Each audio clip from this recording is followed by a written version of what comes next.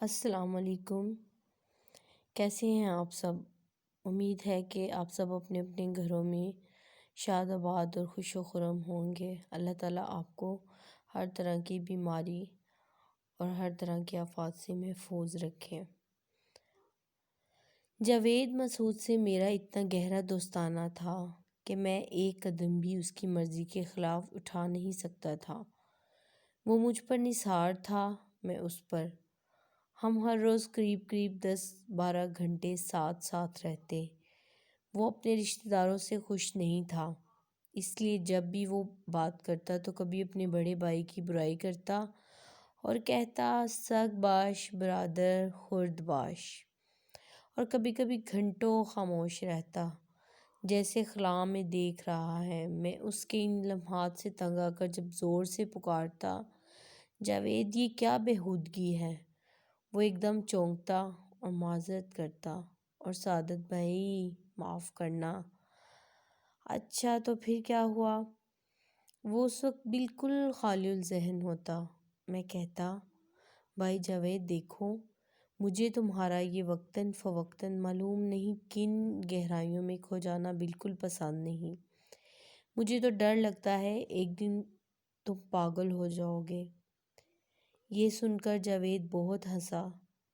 پاگل ہونا بہت مشکل ہے سعادت، لیکن آہستہ آہستہ اس کا خلائیں دیکھنا بڑھتا گیا اور اس کی خاموشی طویل سکوت میں تبدیل ہو گئی، اور وہ پیاری سی مسکراہٹ جو اس کے ہونٹوں پر ہر وقت کھیلتی رہتی تھی بالکل پھیکی پڑ گئی۔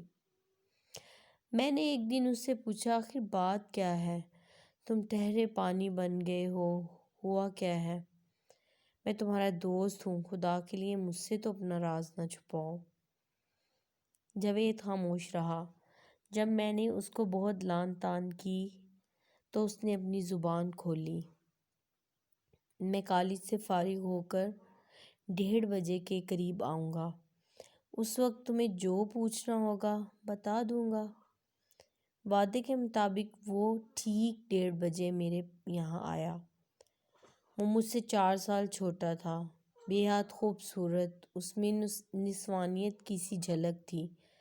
پڑھائی سے مجھے کوئی دلچسپی نہیں تھی، اس لیے میں آوارہ گرد تھا، لیکن وہ باقاعدگی کے ساتھ تعلیم حاصل کر رہا تھا۔ میں اس کو اپنے کمرے میں لے گیا۔ میں جب اس کو سگریٹ پیش کیا تو اس نے مجھ سے کہا تم میرے روگ کے متعلق پوچھنا چاہتے تھے؟ میں نے کہا مجھے معلوم نہیں، روگ ہے یا سوگ، بہرحال تم نارمل حالت میں نہیں ہو، تمہیں کوئی نہ کوئی تکلیف ضرور ہے۔ وہ مسکرایا۔ ہاں، اس لیے کہ مجھے ایک لڑکی سے محبت ہو گئی ہے۔ محبت؟ میں بوکھلا گیا۔ جاوید کی عمر بمشکل 18 برس کی ہوگی۔ خود ایک خوبرو لڑکی کی مانند اس کو کس لڑکی سے محبت ہو سکتی ہے یا ہو گئی ہے؟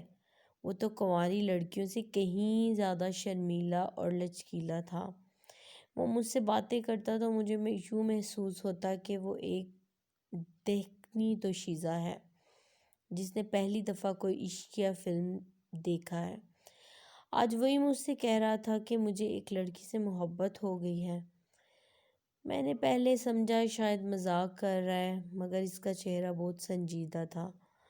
ایسا لگتا تھا فکر کی اتھاہ گہرائیوں میں ڈوبا ہوا ہے۔ آخر میں نے پوچھا کس لڑکی سے محبت ہو گئی ہے تمہیں؟ اس نے جھیمپ محسوس نہ کی۔ ایک لڑکی ہے زاہدہ، ہمارے پڑوس میں رہتی ہے، بس اس سے محبت ہو گئی ہے۔ 16 برس کے قریب ہے، بہت خوبصورت ہے اور بھولی بھالی۔ چوری چھپے اس سے کئی ملاقاتیں ہو چکی ہیں، اس نے میری محبت قبول کر لی ہے۔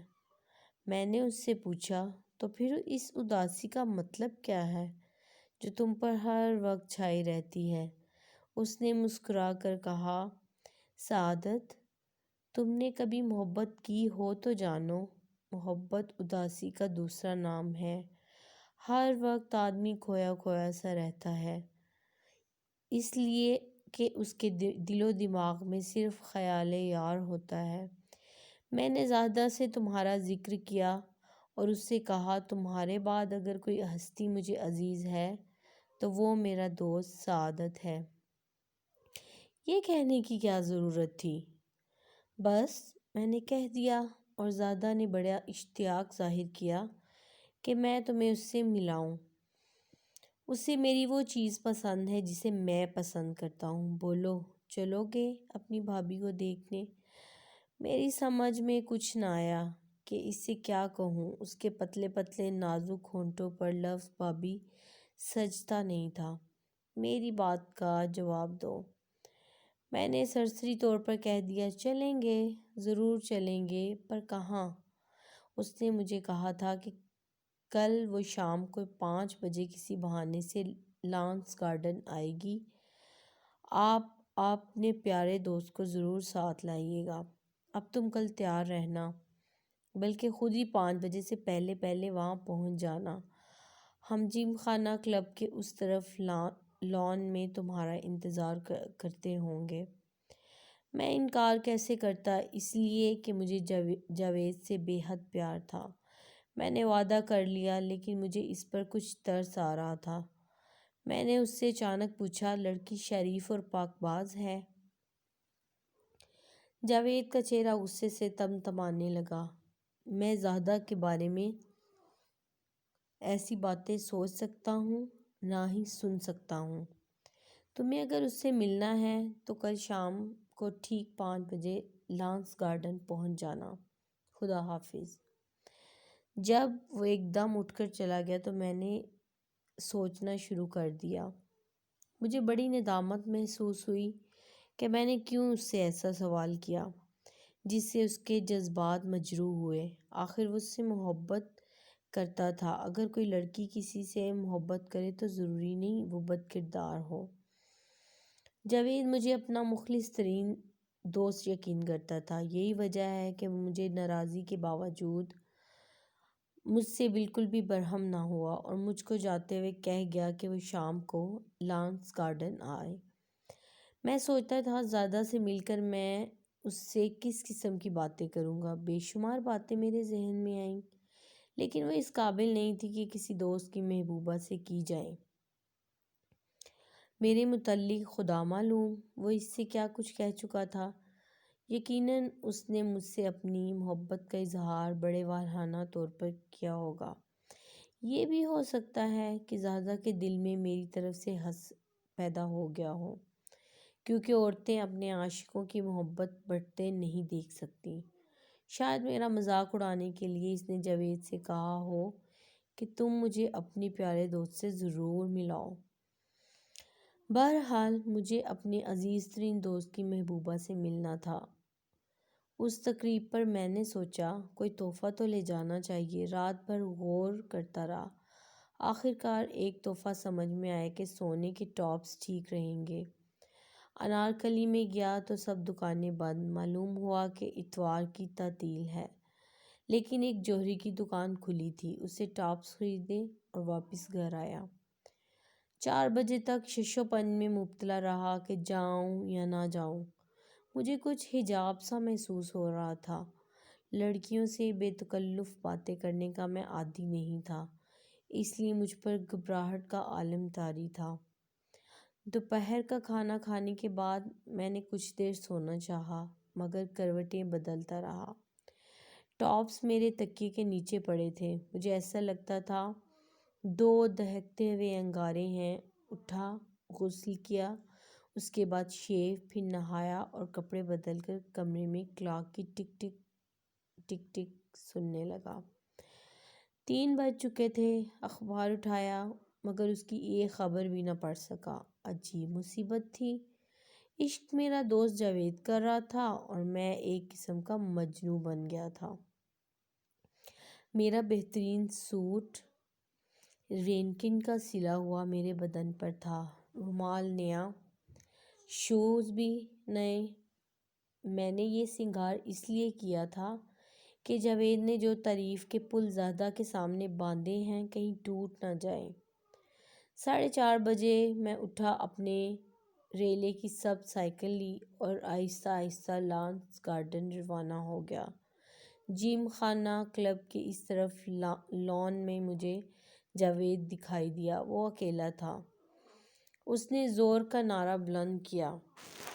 میں جب سائیکل سے اترا تو وہ میرے ساتھ چمٹ گیا۔ کہنے لگا، تم پہلے ہی پہنچ گئے، بہت اچھا کیا، زاہدہ اب آتی ہی ہوگی۔ میں نے اس سے کہا تھا کہ میں اپنی کار بھیج دوں گا، مگر وہ رضامند نہ ہوئی۔ تانگے میں آئے گی۔ جاوید کے باپ کی ایک کار تھی، بیبی آسٹن، خدا معلوم کس صدی کا ماڈل تھا۔ زیادہ تر یہ جاویدی کے استعمال میں آتی تھی۔ لانس گارڈن میں داخل ہوتے وقت یہ عجوبہ روزگار موٹر دیکھ لی تھی۔ میں نے اس سے کہا، آؤ بیٹھ جائیں، لیکن وہ رضامند نہ ہوا۔ مجھ سے کہنے لگا، تم ایسا کرو، باہر گیٹ پر جاؤ، ایک تانگا آئے گا جس میں ایک دبلی پتلی لڑکی سیاہ برقع پہنے ہوگی۔ تم تانگے والے کو ٹھہرا لینا اور اس سے کہنا جاوید کا دوست سعادت ہوں، اس نے مجھے تمہارے استقبال کے لیے بھیجا ہے۔ نہیں جاوید، مجھ میں اتنی جرأت نہیں۔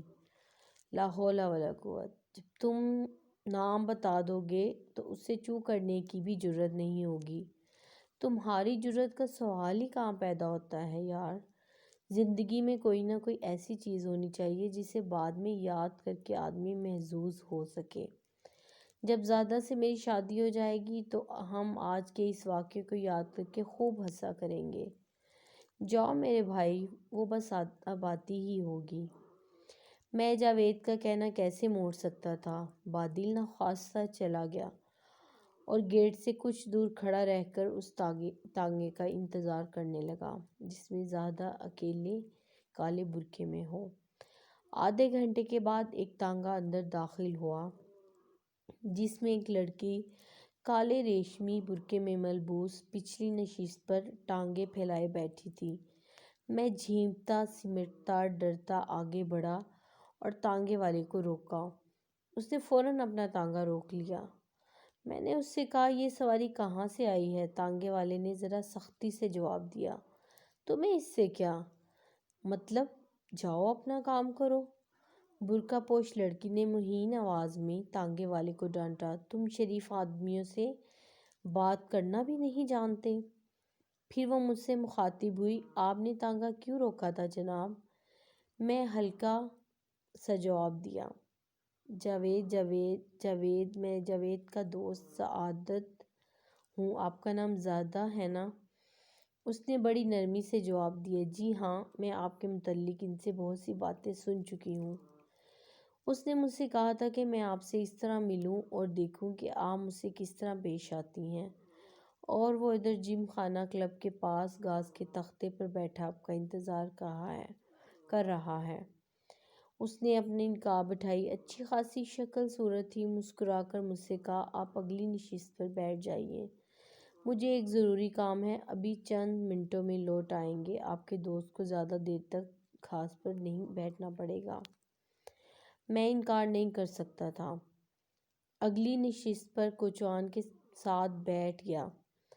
تانگا اسمبلی ہال کے پاس سے گزرا تو میں نے تانگے والے سے کہا، بھائی صاحب، یہاں کوئی سگریٹ والے کی دکان ہو تو ذرا دیر کے لیے ٹھہر جانا، میرے سگریٹ ختم ہو گئے ہیں۔ ذرا آگے بڑھے تو سڑک پر ایک سگریٹ پان والا بیٹھا تھا۔ تانگے والے نے اپنا تانگا روکا۔ میں اترا تو زاہدہ نے کہا، آپ کیوں تکلیف کرتے ہیں، یہ تانگا والا لے آئے گا۔ میں نے کہا، اس میں تکلیف کی کیا بات ہے، اور اس پان سگریٹ والے کے پاس پہنچ گیا اور ایک ڈبیا گولڈ فلیک کی لی، ایک ماچس اور 2 پان۔ جب پان کے نوٹ سے باقی پیسے لے کر مڑا تو کوچوان میرے پیچھے کھڑا تھا۔ اس نے دبی زبان میں مجھ سے کہا، حضور، اس عورت سے بچ کے رہیے گا۔ میں بڑا حیران ہوا، کیوں؟ کوچوان نے بڑے وثوق سے کہا، فاحشہ ہے، اس کا کام ہی یہی ہے کہ شریف اور نوجوان لڑکوں کو پھانستی رہے، میرے تانگے میں اکثر بیٹھتی ہے۔ یہ سن کر میرے اوسان خطا ہو گئے۔ میں نے تانگے والے سے کہا، خدا کے لیے تم اسے وہیں چھوڑ آؤ جہاں سے لائے ہو، کہہ دینا کہ میں اس کے ساتھ نہیں جانا چاہتا، اس لیے کہ میرا دوست وہاں لانس گارڈن میں میرا انتظار کر رہا ہے۔ تانگے والا چلا گیا، معلوم نہیں اس نے زیادہ سے کیا کہا۔ میں نے ایک دوسرا تانگا لیا اور سیدھا لانس گارڈن پہنچا۔ دیکھا جاوید ایک خوبصورت لڑکی سے محو گفتگو ہے، بڑی شرمیلی اور لجیلی تھی۔ جب پاس آیا تو اس نے فوراً اپنے دوپٹے سے منہ چھپا لیا۔ جاوید نے بڑی خفگی آمیز لہجے میں مجھ سے کہا، تم کہاں غارت ہو گئے تھے؟ تمہاری بھابھی کب کی آئی بیٹھی ہیں؟ سمجھ میں نہ آیا کیا کہوں، سخت بوکھلا گیا۔ اس بوکھلاہٹ میں یہ کہہ گیا، تو وہ کون تھی جو مجھے تانگے میں ملی؟ جاوید ہنسا، مذاق نہ کرو مجھ سے، بیٹھ جاؤ اور اپنی بھابھی سے باتیں کرو، یہ تم سے ملنے کی بہت مشتاق تھی۔ میں بیٹھ گیا اور کوئی سلیقے کی بات نہ کر سکا، اس لیے کہ میرے دل میں اور دماغ پر وہ لڑکی یا عورت مسلط ہو گئی تھی جس کے متعلق تانگے والے نے مجھے بڑے خلوص سے بتا دیا تھا کہ وہ فاحشہ ہے۔